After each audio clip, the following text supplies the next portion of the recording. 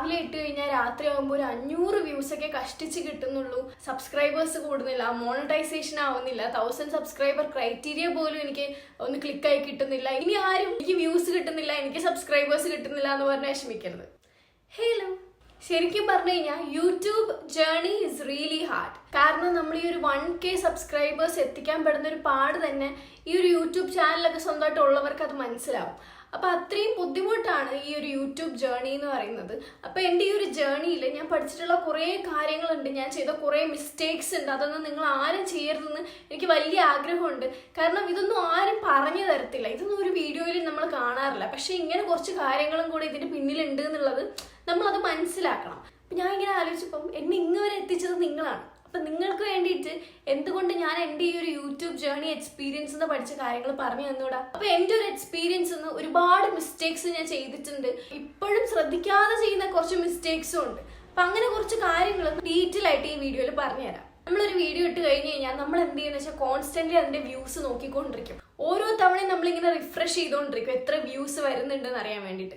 പക്ഷെ ചില സമയം നമ്മളങ്ങനെ റിഫ്രഷ് ചെയ്യുമ്പോൾ നമുക്കൊരു വ്യൂസും കയറുന്നതായിട്ട് നമ്മൾ കാണില്ല. അപ്പോഴേ നമ്മൾ അങ്ങ് ഗിവ് അപ്പ് ചെയ്യും. ഞാൻ ശ്രദ്ധിച്ചിട്ടുള്ള ഒരു കാര്യമാണ്, യൂട്യൂബ് നമ്മൾ വീഡിയോ ഇടുന്ന എല്ലാവർക്കും, എനിക്കും ഉണ്ടായിരുന്നു ഈ ഒരു സ്വഭാവം പണ്ട്. ഇപ്പൊ ഫുള്ളി ഇത് മാനേജ് ചെയ്യുന്നുണ്ട്. കാരണം ഞാനത് മനസ്സിലാക്കി. കാരണം നമ്മളിങ്ങനെ വ്യൂസ് വരുന്നുണ്ടോ വ്യൂസ് വരുന്നില്ലേ എന്നൊക്കെ ഓർത്ത് ടെൻഷൻ അടിച്ചുകൊണ്ടിരുന്ന അങ്ങനെ ഇരിക്കാനേ പറ്റുള്ളൂ.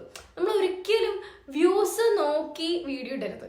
വീഡിയോ ഇടുക എന്ന് പറയുന്നത് അതൊരു സൈഡിൽ കൂടെ നടക്കേണ്ട കാര്യമാണ്. അതിന് ഇത്ര വ്യൂസ് വരുന്നുണ്ട് എന്നുള്ളതൊന്നും നമ്മൾ നോക്കാനേ പാടില്ല. വീഡിയോസ് ഇട്ടുകൊണ്ടേ ഇരിക്കാം, അതാണ് ഒന്നാമത്തെ കാര്യം. ഇപ്പൊ കാണുന്ന ഈ ഫേമസ് ആയിട്ടുള്ള യൂട്യൂബേഴ്സ് ഒക്കെ എങ്ങനെയാണ് ഇത്രയും ഫേമസ് ആയെന്നറിയോ? അവരിങ്ങനെ ചാനൽ സ്റ്റാർട്ട് ചെയ്ത സമയത്ത് അയ്യോ എനിക്ക് വ്യൂസ് ഒന്നും കിട്ടുന്നില്ല എന്ന് ഓർത്ത് അങ്ങനെ ഇരുന്നെങ്കിൽ അവരിപ്പോ എത്തിയ ആ ഒരു നിലയിൽ അവർ എത്തുമായിരുന്നോ? ഇല്ല.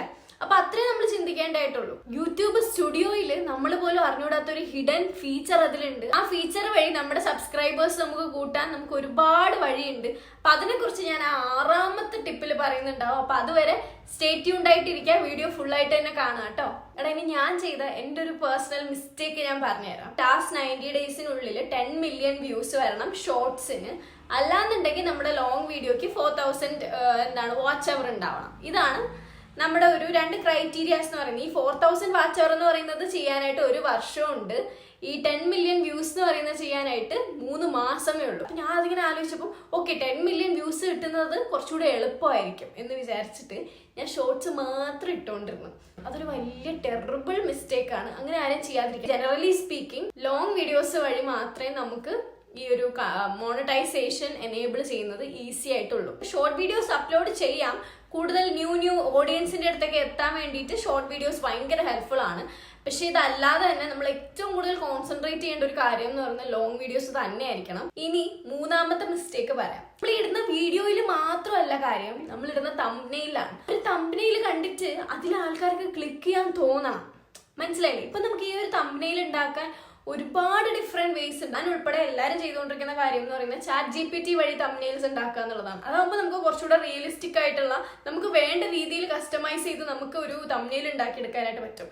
അതാണ് എപ്പോഴും ബെറ്റർ. നമ്മൾ തംബ്നെയിലും ടൈറ്റിലും ഇമ്പോർട്ടൻ്റ് ആണ്. ടൈറ്റിലും അടിപൊളിയായിരിക്കണം. ഓഡിയൻസിന്റെ അറ്റൻഷൻ കിട്ടുന്ന രീതിയിലുള്ള ടൈറ്റിൽ കൊടുക്കുന്നതായിരിക്കും എപ്പോഴും ബെറ്റർ. തംബ്നെയിലും ടൈറ്റിലും is very important. Okay, next mistake എന്താന്ന് പറഞ്ഞുതരാം. നമ്മളിപ്പോൾ ഒരു വലിയ യൂട്യൂബേഴ്സിന്റെ ചാനൽ എടുത്ത് നോക്കുന്ന സമയത്ത് അവരുടെ ചാനലിൽ ഒരുപാട് നീഷ് ഉണ്ടാവും. അതായത് ചിലപ്പോൾ അവരുടെ വ്ലോഗ്സ് കാണും, അവരുടെ ട്രാവൽ വ്ലോഗ്സ് കാണും, അവരുടെ പ്രൊമോഷൻസ് കാണും. നമ്മൾ മനസ്സിലാക്കേണ്ട കാര്യം, അങ്ങനെ ഡിഫറെന്റ് നീഷ് അവർ ഇട്ട് കഴിഞ്ഞാലും അതൊരിക്കലും യൂട്യൂബിന് ടെസ്റ്റ് ചെയ്യേണ്ട ആവശ്യമില്ല. കാരണം ഇവർക്ക് വലിയ യൂട്യൂബേഴ്സ് ആണ്, ഇവർക്ക് ഒരുപാട് സബ്സ്ക്രൈബേഴ്സ് ഉണ്ട്, ഒരുപാട് ഓഡിയൻസ് ഉണ്ട്. അപ്പൊ ഇവരെല്ലാവരും ആ ഒരു വീഡിയോ കാണും. മനസ്സിലായില്ലേ? പക്ഷെ നേരെ മറിച്ച് നമ്മളെപ്പോലെ ഒരു ന്യൂ യൂട്യൂബേഴ്സ്, അതായത് യൂട്യൂബിൽ ഫസ്റ്റ് ടൈം ആയിട്ടൊരു ചാനൽ ക്രിയേറ്റ് ചെയ്ത് ന്യൂ കണ്ടന്റ് ക്രിയേറ്റർ ആയിട്ടുള്ള ഒരാൾക്ക് പല ഡിഫറെന്റ് നീഷ് നമ്മൾ ട്രൈ ചെയ്ത് കഴിഞ്ഞാൽ അത് അത്ര ഓക്കെ ആയിരിക്കത്തില്ല. നമ്മളൊരു പെർട്ടിക്കുലർ നീഷ് ഫോളോ ചെയ്ത് വീഡിയോ ഇടുകയാണെന്നുണ്ടെങ്കിൽ കുറച്ചുകൂടെ നമുക്ക് ഒരു ഓഡിയൻസിനെ ബിൽഡ് ചെയ്തെടുക്കാൻ ഭയങ്കര എളുപ്പമായിരിക്കും. അപ്പൊ അതൊന്ന് ശ്രദ്ധിച്ചു വെക്കാം. നമ്മളിങ്ങനെ ഒരു വീഡിയോ ഇടുന്ന സമയത്ത് ഇങ്ങനെ നോക്കും, എന്റെ മുടി ഓക്കെ ആണോ, ലൈറ്റിംഗ് ഓക്കെ ആണോ, അങ്ങനെ ഒരുപാട് ടെൻഷൻ, ഒരുപാട് സ്ട്രെസ് നമുക്ക് ഉണ്ടാവും. ആ ഒരു വീഡിയോ പെർഫെക്റ്റ് ആക്കാൻ വേണ്ടിയിട്ട് നമ്മൾ 18 നമ്മൾ ചെയ്യും.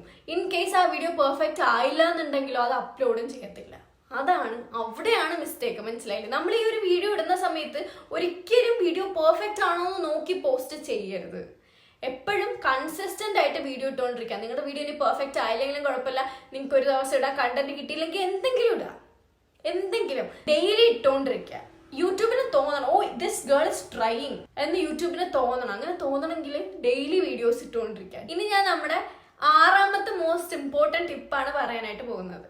നമ്മുടെ യൂട്യൂബ് സ്റ്റുഡിയോയിൽ കുറച്ച് കാര്യങ്ങൾ ഒളിഞ്ഞിരിപ്പുണ്ട്. അപ്പൊ ആ ഒരു ഫീച്ചേഴ്സിനെ കുറിച്ചൊക്കെ ഞാൻ ഇപ്പൊ നിങ്ങൾക്ക് ജസ്റ്റ് ഒന്ന് കാണിച്ചു തരാം കേട്ടോ ഗൈസ്. അപ്പൊ ഫസ്റ്റ് തന്നെ നമ്മുടെ യൂട്യൂബ് സ്റ്റുഡിയോയിൽ താഴെ കാണുന്ന അനലിറ്റിക്സിൽ ക്ലിക്ക് ചെയ്യുക. അനലിറ്റിക്സിൽ ക്ലിക്ക് ചെയ്യുന്ന സമയത്ത് മേളിൽ ഓഡിയൻസ് എന്നുള്ളൊരു ഓപ്ഷൻ ഉണ്ടാവും. അതിലൊന്ന് ക്ലിക്ക് ചെയ്തു. ഇവിടെ നമ്മുടെ വ്യൂവേഴ്സ് യൂട്യൂബിൽ എപ്പോഴാണ് ആക്റ്റീവ് ആണെന്നുള്ളത് കാണിക്കുന്നുണ്ടാവും. അപ്പൊ അതിനനുസരിച്ച് നമുക്ക് വീഡിയോ പോസ്റ്റ് ചെയ്ത് കഴിഞ്ഞാൽ നമ്മുടെ വീഡിയോക്ക് നല്ല റീച്ച്. ഒരുപാട് വ്യൂവേഴ്സ് ആക്റ്റീവ് ആയിട്ടുള്ള ടൈം ആയിരിക്കും ഡാർക്ക് കളറിൽ കൊടുത്തിട്ടുണ്ടാവും. അപ്പൊ ആ ഒരു ടൈം നോക്കി വീഡിയോ പോസ്റ്റ് ചെയ്താൽ അതുപോലെ തന്നെ നമ്മുടെ ഓഡിയൻസിന്റെ ഏജും ജെൻഡറും ഒക്കെ നമുക്ക് കാണാനായിട്ട് പറ്റും. അപ്പോൾ അതിനനുസരിച്ചിട്ടുള്ള ഒരു കണ്ടന്റ് അപ്ലോഡ് ചെയ്യാൻ വേണ്ടിയിട്ടായിരിക്കണം ശ്രമിക്കുക. നമ്മുടെ ആ സെയിം പേജിൽ തന്നെ ഏറ്റവും അറ്റത്തായിട്ട് ട്രെൻഡ്സ് എന്നുള്ള ഓപ്ഷൻ ഉണ്ടാവും. അതിൽ ക്ലിക്ക് ചെയ്യുമ്പോൾ നമ്മുടെ ടോപ്പ് സെർച്ചസ് നമുക്കിവിടെ കാണാനായിട്ട് പറ്റും. അതുപോലെ തന്നെ 2 ടൈപ്പ് വീഡിയോസ് കാണാൻ പറ്റും. ബ്രേക്ക്ഔട്ട് വീഡിയോസ് ആയിട്ടും റീസെന്റ് വീഡിയോസ് ആയിട്ടും കുഴപ്പമുണ്ടാവും. അപ്പോൾ അതൊക്കെ നോക്കിയിട്ട് അതിനനുസരിച്ചിട്ട് വേണം നമ്മുടെ കണ്ടന്റ് നമ്മൾ അനലൈസ് ചെയ്തിട്ട് അപ്ലോഡ് ചെയ്യാനായിട്ട്.